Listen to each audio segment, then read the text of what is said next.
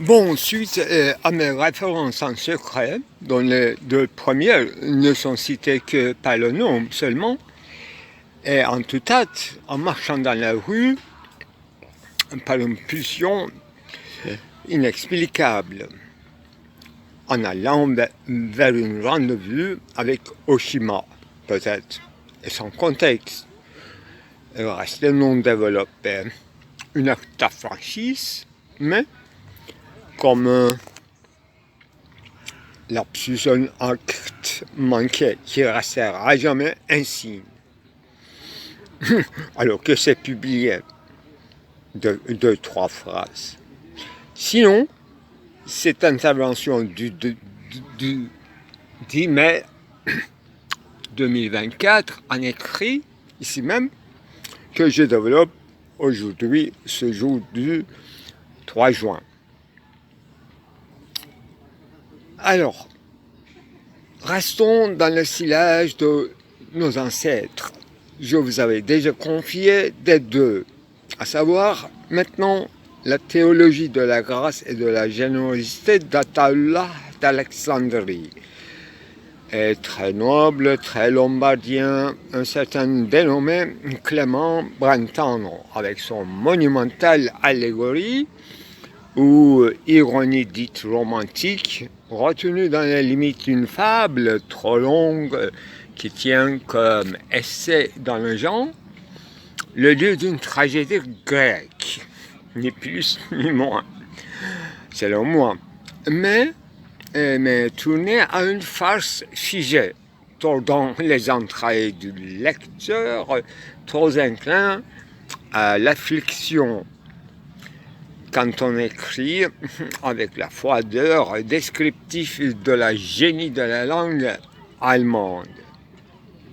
Maintenant, vous les lecteurs, quant à mon affliction retenue à moi, vous en avez droit à une troisième, occultée, refoulée délibérément pour laisser place à une jolie bêtise peut-être d'un acte manqué, un débordement comme celui de ce beau 1er juin de 2024.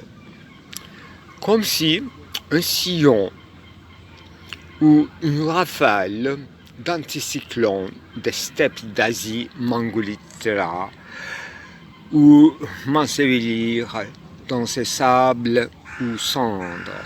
Heft princesse, comme 4 causes superposées sous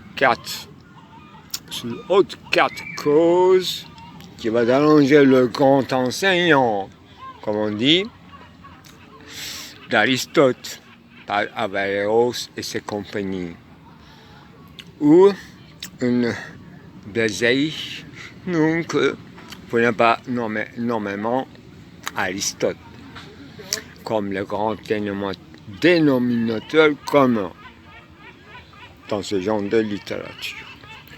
Pour le faire bouger en multipliant à 2, 4 causes multipliées à 2, mais ça fait 7 princesses. Attention, dans son système, dans le système aristotélicien, se le faire réouvrir en le recouvrant d'une toison d'or de l'irréalité des fables au parfum cruellement distantes d'Orient, l'annonce et les fiançailles non réussies avec la foi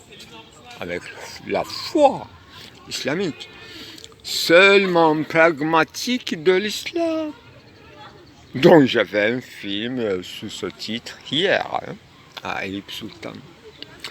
Et ce, depuis ces bonnes heures, en sabre ou sans sabre, des temps de conquête amoureux, une séduction dans les rapports mirifiques ou miroitiques avec l'autre séduction, Zag. Et je donne le nom singulier qui a compté beaucoup pour cette géographie de Caucase depuis sa Perse mythique, au sens où sa localisation très précisément Genge d'Azerbaïdjan, comme son nom de famille, identifié à une topographie, à un mode d'habiter, de séjourner en Asie, par et après en Abasis, ô Xénophon de Perse. Ceci ne nous dit pas immédiatement grand-chose pour nos oreilles modernes. Et après,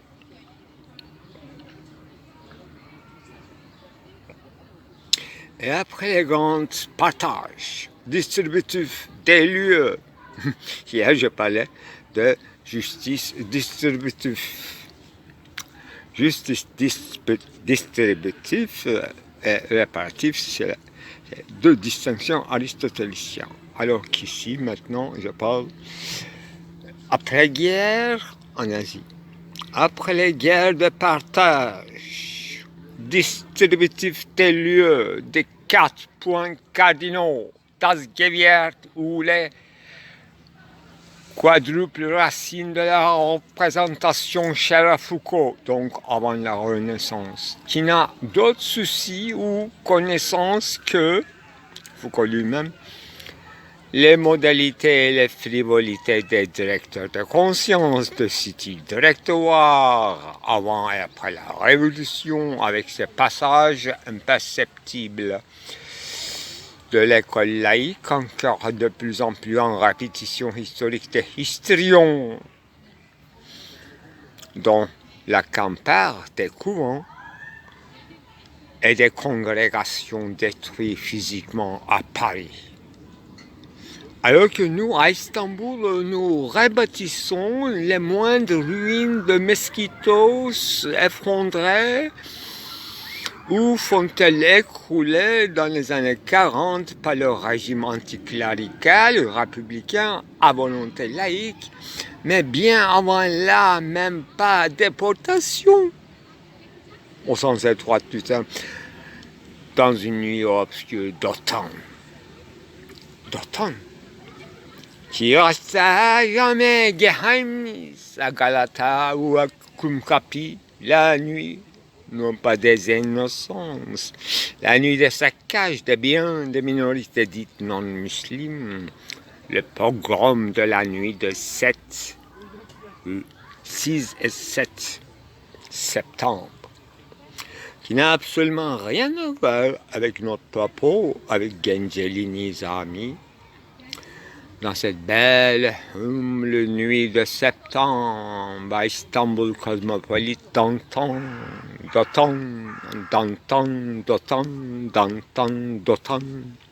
toujours elle l'est.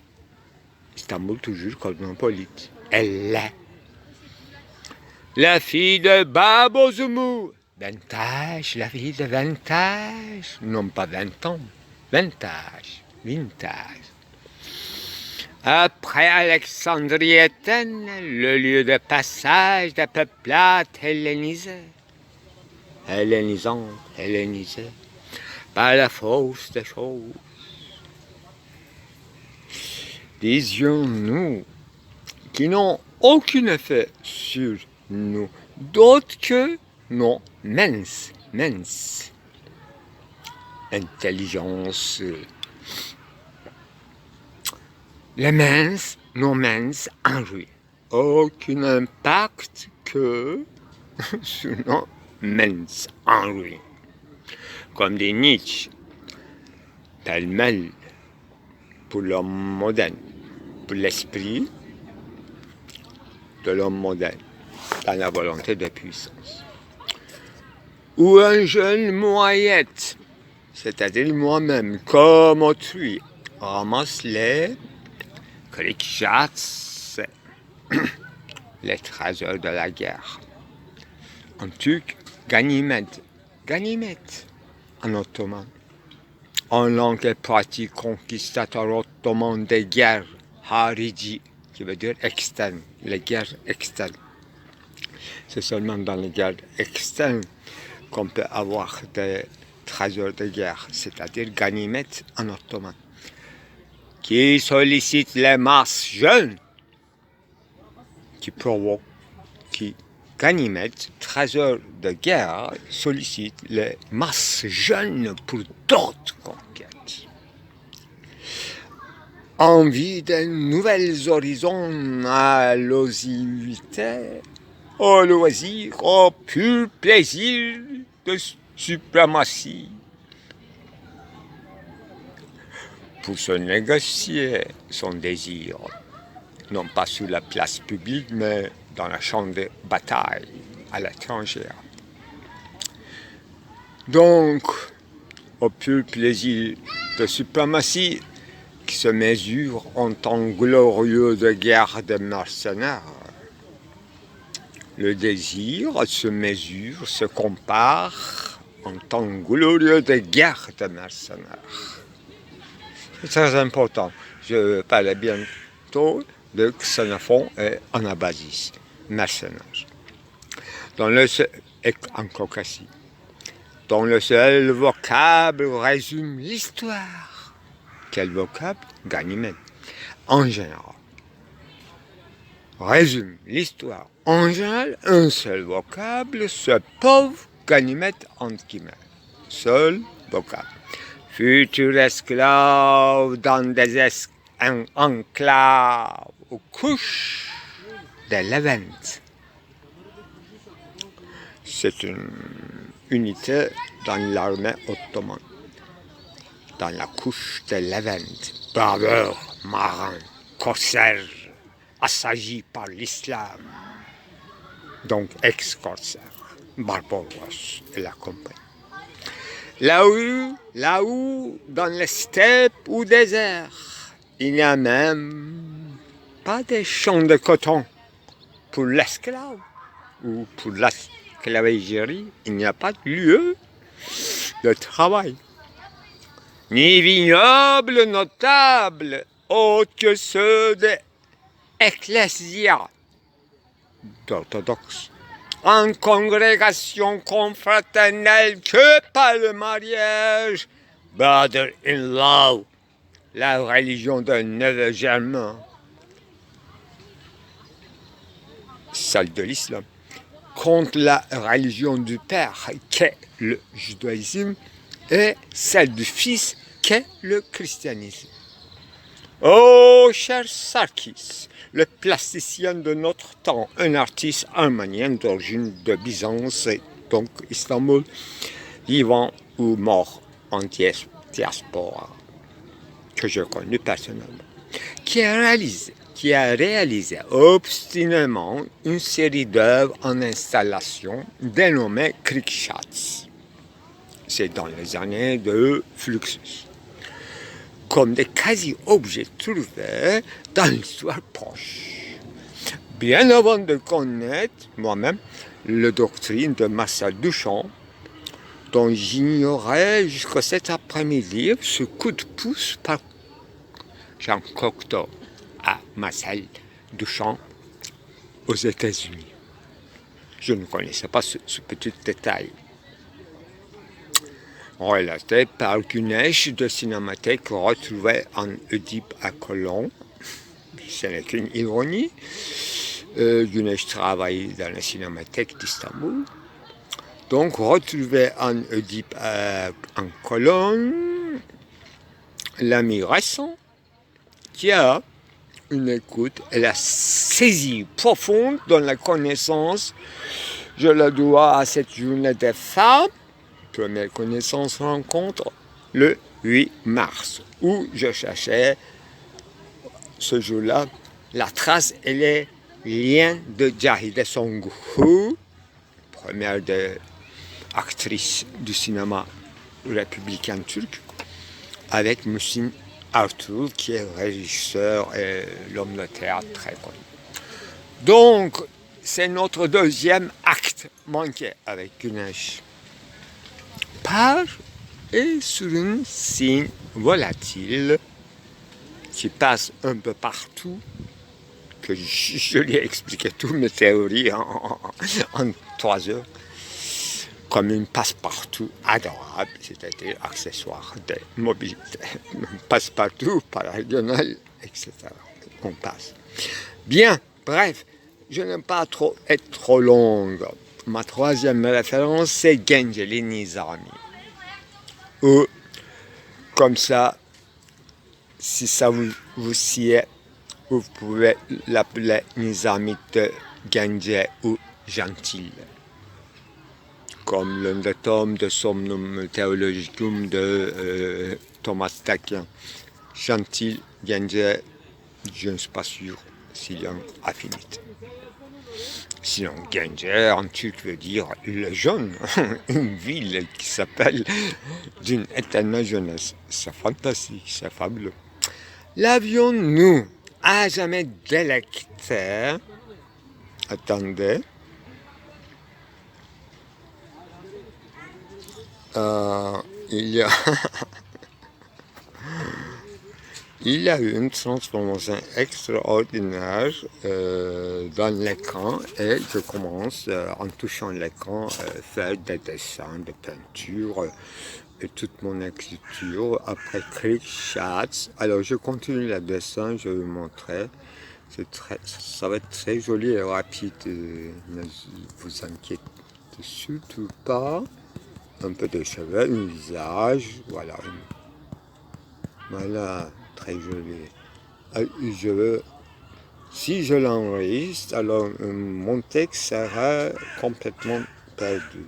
Si je retourne, je ne retrouverai plus ce joli petit dessin. Une bonne dilemme. Alors, je n'arrive pas à retourner d'ailleurs, si je tourne. Si je peux... Non. Voilà. C'est Gunesh ou Sarkis Ganymède qui m'a frappé d'une malheur. Alors, je dois être sage et fermer tout est fermé correctement. Alors je continue à la lecture puisque tout va bien, même mon dessin au milieu du texte est bien tracé et enregistré à l'instant même quand vous attendez la suite de ma lecture. Je suis très très content. Tout se fait, se développe en dehors de ma volonté. Alors, je vais continuer lentement et finir ce paragraphe seulement de la lecture. L'avions-nous à jamais délecté, en parlant de Genjeli Nizami, délecté, moi-même, dévoilé, réclamé, déchiffré son nom sous cette superflue surface d'écriture? Non. Si, mais sur une surface de jeu d'échiquier de Heft-Pinch, mon œuvre monumentale, et ce, à ma manière, épisodique, un chef-d'œuvre ou un déclin, un shadow, une noce, avec la dot pauvre et rude de Dervish. Vous voyez le livre intitulé, le livre superbe qui s'appelle La dot de Dervish. Dervish Chase. Voilà, c'est la fin.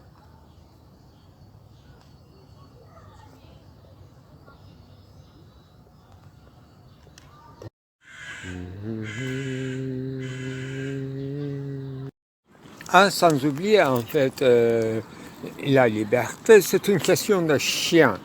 Il y a deux sortes de chiens. Les chiens en laisse et les chiens en liberté. Dans l'encyclopédie chinoise connue à travers Borges, citée par Foucault. Donc, toute métaphysique de la liberté dans la philosophie, impossible de Kant, effectivement, c'est qu'une nappe au sens bergsonien du terme, Donc la liberté, la question de la liberté ne concerne que uniquement les chiens. C'est les chiens qui sont responsables ou pas responsables, ou bien ils ont choisi la liberté, vivre en liberté sans laisse, ou bien qu'ils se bénéficient des intérêts d'être en laisse. C'est ça l'Occident qui ne voit pas les choses comme les Chinois ou les Sud-Coréens. C'est ça le problème.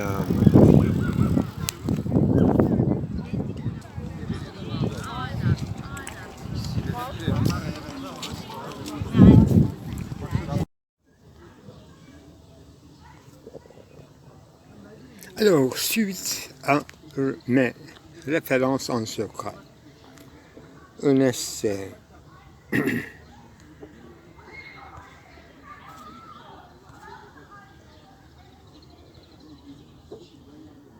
Bon, on recommence.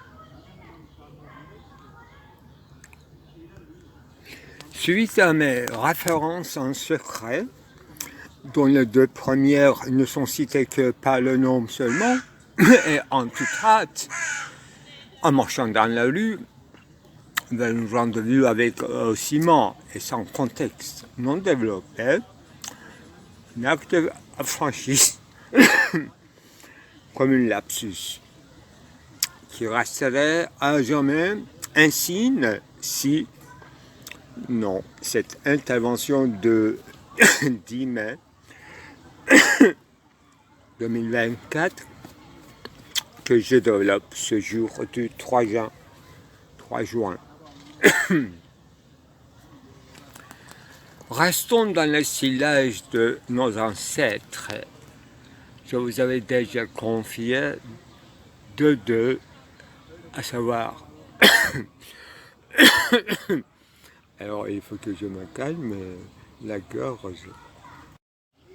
Alors je continue à la lecture puisque tout va bien, même mon dessin au milieu du texte est bien tracé et enregistré à l'instant même quand vous attendez la suite de ma lecture. Je suis très content. Tout se passe, se développe en dehors de ma volonté. Alors, je vais continuer lentement et finir ce paragraphe seulement de la lecture. L'avions-nous à jamais délecté, en parlant de Genjil Nizami, délecté, moi-même, dévoilé, réclamé, déchiffré son nom sous cette superflue surface d'écriture? Non. Si, mais sur une surface de jeu d'échiquier de heft-pince, mon œuvre monumentale, et ce, à ma manière, épisodique, un chef-d'œuvre ou un déclin, un shadow, une noce, avec la dot pauvre et rude de Dervish. Vous voyez le livre intitulé, le livre superbe qui s'appelle La dot de Dervish. Dervish Chase. Voilà, c'est la fin.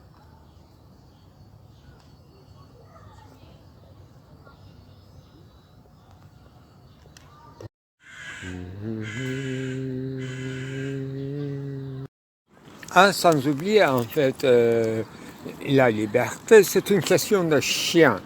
Il y a deux sortes de chiens. Les chiens en laisse et les chiens en liberté. Dans l'encyclopédie chinoise connue à travers Borges, citée par Foucault. Donc, toute métaphysique de la liberté dans la philosophie, impossible de Kant, effectivement, c'est qu'une nappe au sens bergsonien du terme, Donc la liberté, la question de la liberté ne concerne que uniquement les chiens. C'est les chiens qui sont responsables ou pas responsables, ou bien ils ont choisi la liberté, vivre en liberté sans laisse, ou bien qu'ils se bénéficient des intérêts d'être en laisse. C'est ça l'Occident qui ne voit pas les choses comme les Chinois ou les Sud-Coréens. C'est ça le problème.